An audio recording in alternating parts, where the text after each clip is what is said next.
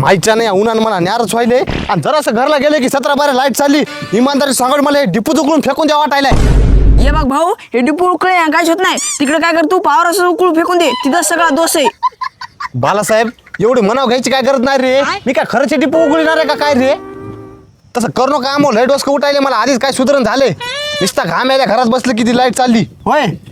हो बा मी बी उन्हानं काढा पडायलो 7च्या पार 6 वाज तर ऊन राहिले मरण माणूस या उन्हानं पुन्हा लाईट झाली घडीतच.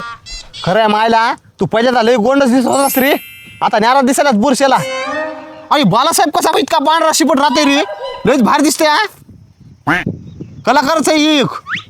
हो भाऊ तुला माहिती मी पहिल्यांदा किती खात दिसत होतो ती गायला उन्हाच्या पाऱ्या सोडा लागायली आणि चारा लागायले त्याच्याने मी बुरशेला दिसायलो.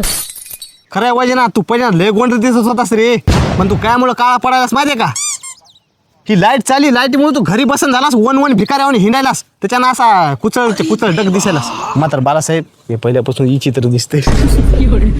भाऊ मी ऐकलं तुझ्या दोघांचं म्हणणं जाऊ द्या म्हणा काय म्हणायचं ते. तसं नाही रे वैजनाथ आम्ही उगा मजा करू आलो मला खरं सांग का हे डिपूचे सगळे तार तोडतो रात्री बघ नाही तू उद्या चमकालाच नाही असा हिऱ्यावानी बघ मग लाईटच आणतो सगळी चला घरला. भाऊ मग तार तोडले लाईट कुठून येईल मी आणतो ना कशी आणायची तर